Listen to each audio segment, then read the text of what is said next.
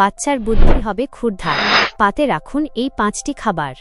বাবা মা হিসেবে আমরা সবাই চাই আমাদের সন্তান যেন পড়ালেখা আর সব কাজে সবার চেয়ে এগিয়ে থাকে। আর এর জন্য শুধু নিয়ম মেনে চলা বা পড়াশোনা করলেই হয় না, দরকার সঠিক পুষ্টি। ডাক্তার আর পুষ্টিবিদরা বলেন বাচ্চার মস্তিষ্কের কার্যক্ষমতা বাড়াতে ভিটামিন, মিনারেল আর স্বাস্থ্যকর ফ্যাটের খুব বড় ভূমিকা আছে। তাই খুদের প্রতিদিনের খাবারের তালিকায় এই 5টি খাবার রাখা খুব জরুরি।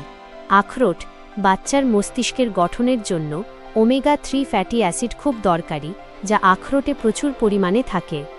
দিনে মাত্র কয়েকটা আখরোট খাওয়ালেই কিন্তু বাচ্চার ব্রেন অনেক বেশি সচল হয়। ডিমকে বলা হয় সুপারফুড। এতে থাকা কোলিন বাচ্চার স্মৃতিশক্তি বাড়াতে আর নতুন কিছু শেখার ক্ষমতা তৈরিতে দারুণ সাহায্য করে। তাই প্রতিদিনের খাবারে একটা করে ডিম রাখা মাস্ট। ব্লুবেরি, ছোটদের রোগ প্রতিরোধ ক্ষমতা বাড়াতে ব্লুবেরি খুব কার্যকর।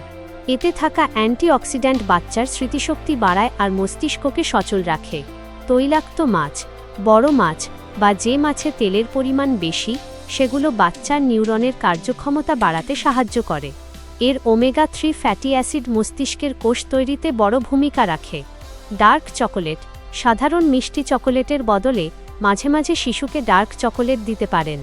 এতে থাকা ক্যাফিন আর অ্যান্টিঅক্সিডেন্ট বাচ্চার মন ভালো রাখে এবং মস্তিষ্কে উদ্দীপনা যোগায়। তবে হ্যাঁ, এটা রোজ নয়, সপ্তাহে 1-8 দিন দেওয়াই ভালো। একটা ছোট টিপস, বাচ্চাকে নতুন কোনো খাবার দেওয়ার আগে অবশ্যই দেখে নেবেন তার কোনো অ্যালার্জি আছে কি না। সবথেকে ভালো হয় যদি একবার ডাক্তারের সাথে পরামর্শ করে একটা ডায়েট চার্ট বানিয়ে নিতে পারেন। পুষ্টিকর খাবার আর আপনার ভালোবাসা, এই দুয়ে মিলেই কিন্তু আপনার সন্তান হয়ে উঠবে আগামীর জিনিয়াস।